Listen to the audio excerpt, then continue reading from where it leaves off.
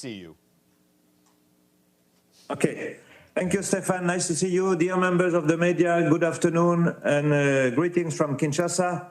I'm pleased to share with you today a brief update on the humanitarian situation in the Democratic Republic of Congo. First, I will give you some brief context. The year 2023 has been pivotal to the DRC, with a presidential and legislative election that took place in December 2023. President Kisekedi was sworn in for a second term in January. The year has also been marked by the beginning of the disengagement of MONUSCO, following the agreement reached between the government of the DRC and the United Nations, and also the concomitant transition of the United Nations in the DRC. The country's security landscape has also worsened.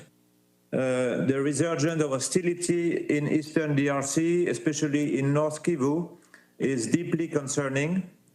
Violent clashes between the group called M23 and the Congolese Armed Forces, FARDC in acronym, have intensified, leading to severe humanitarian consequences and displacement.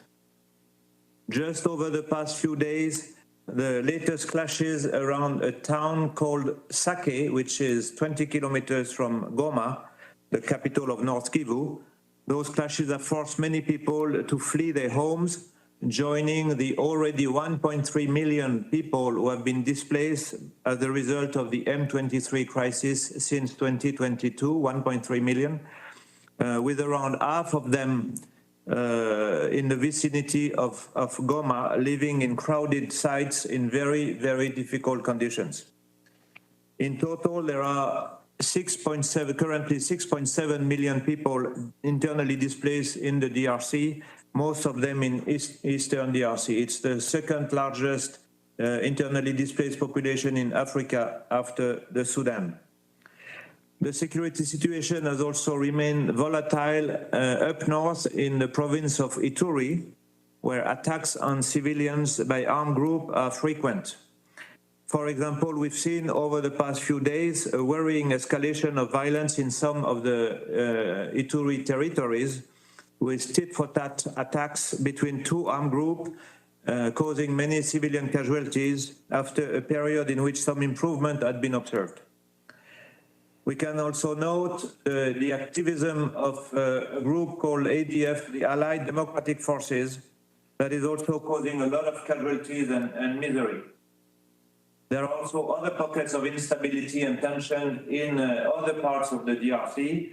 For example, in the province called Mai-Dombe, which is near Kinshasa, a conflict that's been going on for almost 2 years now, and also in the Chopo province in the center of the country.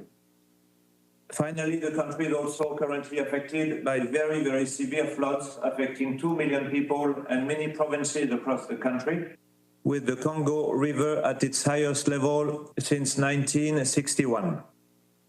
Because of all of this, and since my last briefing update to you in July 2023, the humanitarian situation has sadly worsened on various fronts.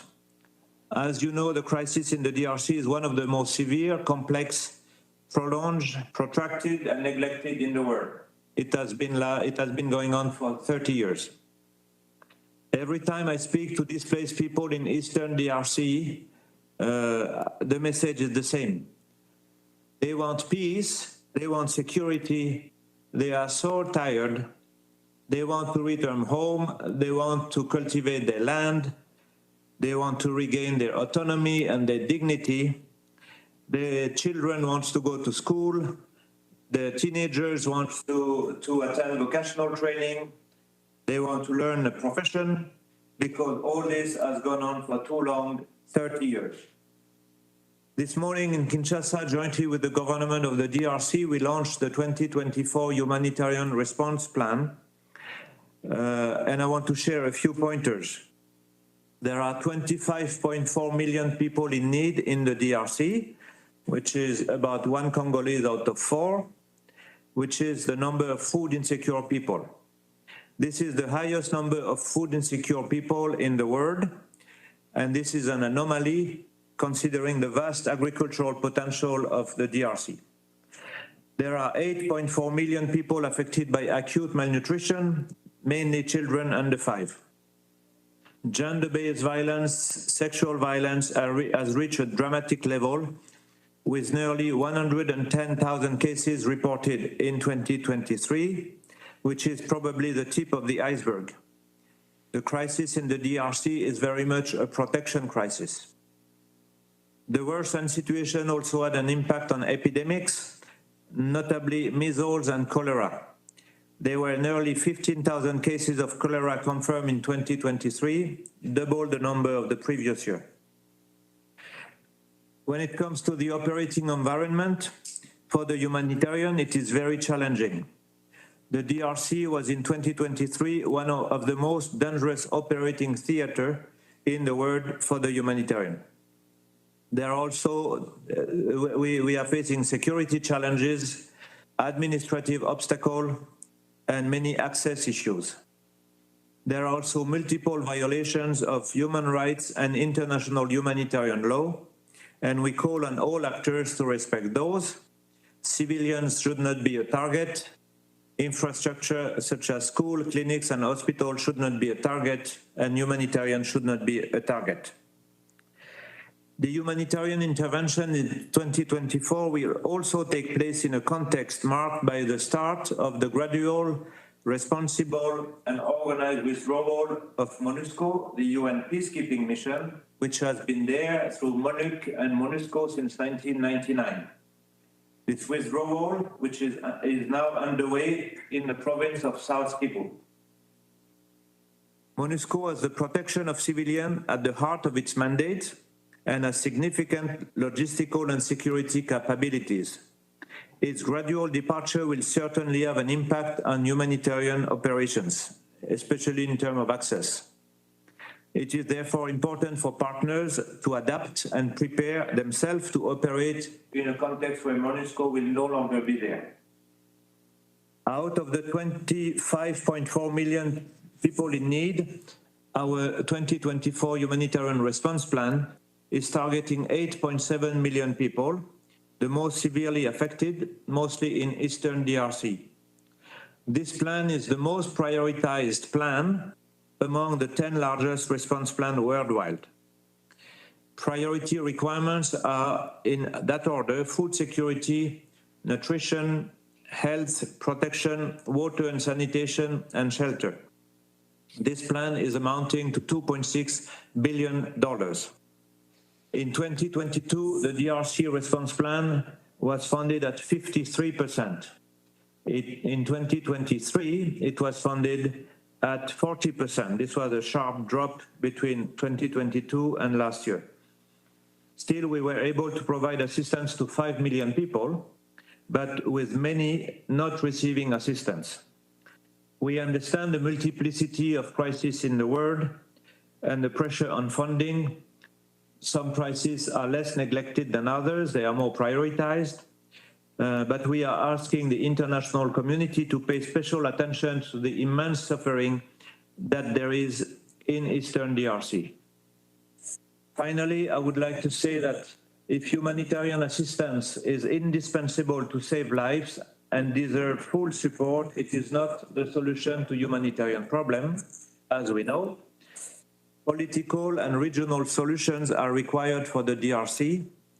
Political processes need to be supported. There are two political processes that have largely stalled in 2023. They are called the Nairobi process and the Rwanda process. More needs to be done also in the DRC on prevention and risk reduction to prevent conflicts from happening in the first place, but also disasters, since the DRC is one of the most vulnerable countries to climate change in the world and one of the least ready so far to address climate shocks. Much more also needs to be done at national, regional, and global level to tackle the well-known root of those conflicts, the underlying drivers, the Gordian knot, I call them. They are the intractable knots, including the exploitation of natural resources, first and foremost conflict minerals, the question of illicit financial flow, and land-related issues. Let's not forget that the DRC is a country of opportunity with immense economic potential and exceptional natural resources. It has been framed by President Kisekedi as a solution country for climate change, providing critical minerals for green technologies to support the global energy transition, but also for storing a large proportion of the world's carbon dioxide in the Congo basin forest. This forest is the first one to sequestrate carbon in the world. However, most of the population cannot benefit from this exceptional wealth due to the current instability and violence, especially in the eastern provinces. Thank you, Stefan. Thank you very much, Bruno. We will take your questions now. Any questions for Bruno? Gabriel, Al Jazeera. Hello. Gabriel Zondo from Al Jazeera English. Thank you very much for the briefing. As MONUSCO begins to draw down in the DRC, what do you see as the biggest challenge in getting humanitarian aid to those that need it the most in the coming months as MONUSCO draws down forces? Go ahead, Bruno. So as I said, we need to, the word I use a lot with my humanitarian colleagues is detox. So we need to prepare the detox phase to adjust and to be ready to operate in a context where MONUSCO won't longer be there. Most of our humanitarian colleagues in the world, in Yemen, in Afghanistan, in Somalia, in Ethiopia, they work in contexts where there are no peacekeeping operation, and they are doing the job. So during those few months ahead of us, we really have to look at the safety and security measures for staff. So we are working with UNDSS in planning the next security arrangement for the DRC without MONUSCO. We are working a lot with our colleagues from the World Food Programme on aviation issues, with the UN Humanitarian Air Service, so that we can adjust. We will have to work, we work a lot already with local Congolese organizations, but they are the frontliners, so we will have to work even more with them. There might be instances where it won't be possible to reach. The Eastern DRC is very challenging context from an infrastructure point of view, and MONUSCO has a lot of assets, a lot of helicopters and so on. So basically there will be challenges, we will adjust. This disengagement of MONUSCO will be phased. That means it's happening now in South Kivu. With the government, we are having a very constructive dialogue about it. We will do joint evaluation on a regular basis to learn from that disengagement, to see how it's going. There are many responsibilities that will now fall on the shoulder of the DRC government, because they will be responsible for the protection of civilians, for ensuring security and so on. But we will learn from South Kivu before moving to the other provinces. Thank you. Ibtisam? Thank you. My name is Ibtisam Azem, Al Arab Al Jadid newspaper. I have two follow-ups. First, could you elaborate regarding the issue of finance, and what would that, if you don't get the money you need, what would that mean for your programs? I know you touched a little bit upon it, but if you could elaborate on that. And the second question, beside the challenges you talked about regarding financing, what would you say your biggest additional challenge for your work? Thank you.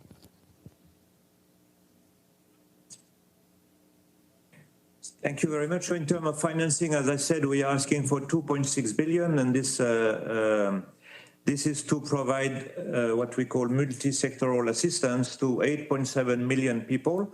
The first ticket item on the list is food security, because of that mega food insecurity situation in the conflict zone of the DRC. So 1.2 billion out of the 2.6 is going to food security. The second largest ticket item is nutrition. The third is health, because of all the multiple epidemics. Sometime in the Congo, there are 6 epidemics at the same time. So this is a very challenging situation. And then because we know that most likely it's a bit of a dream to think that all this response plan will be funded. So I won't give you everything, but I have here the list of what happens if we don't respond. So if we don't respond, so many people, so many million people will not get the support they deserve.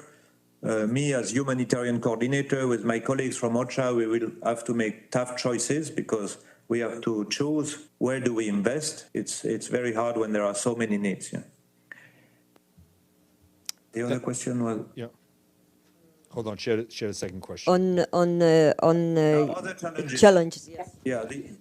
The other challenge is the lack of progress on political processes. So this is about the Congo and the region. There are processes that have been set in place.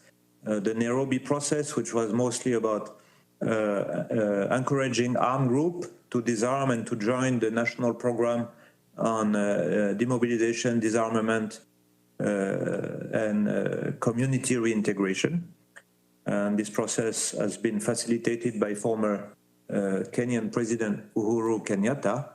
And then there is a second process under the aegis of the African Union called the Rwanda process that is led by the President of Angola, that was about bringing DRC and Rwanda together and to dialogue.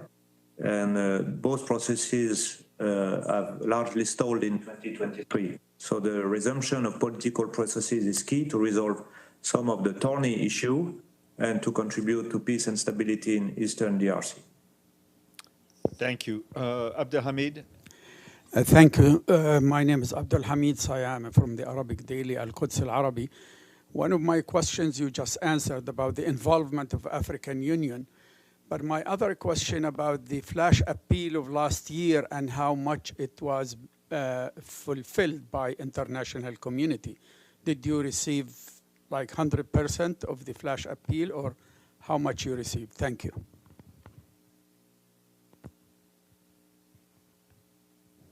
$2 billion. We were funded. Can you repeat? We lost you. Bruno, if you could start again, because we lost you at the start of the question. All right. So I was saying our appeal last year was $2.2 billion. So this year appeal is bigger because there are more needs. We were funded at 40%, which is a drop of 13% between 2022 and 2023, which was very bad news. 40% was about $900 million. So that's what we raised last year. Thank you. Ephraim, Arab News. Thank you so much. Mr. Marquis, two questions. I know that amid all the millions of Congolese that you just described, their situation as really catastrophic, there are also 500,000 refugees from different countries in Africa taking refuge in the Congo. I think, if I'm not mistaken, from South Sudan, from Tanzania, from Burundi. What is the situation, and can you say something to the level of vulnerability of that segment of the population? That's one. Second, is there any particular country you'd like, or you think, or you expect to come forward with the funding first? Is your message directed at a particular group of countries, perhaps maybe countries that have had a hand in creating the crisis in Congo in the first place? Who should be the first one to listen to your briefing today? Thank you.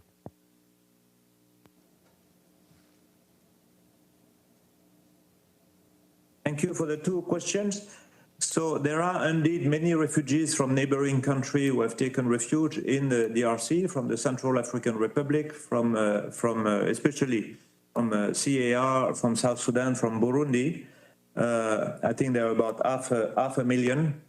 There is a lot of work with UNHCR to do everything we can to integrate them, to provide support to them. They are in very, very remote location, very hard to reach, alongside the borders of those countries.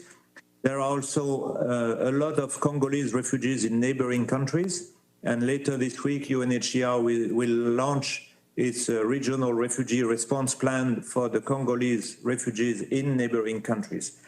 So those people also should not be among the one left behind, together with the internally displaced people.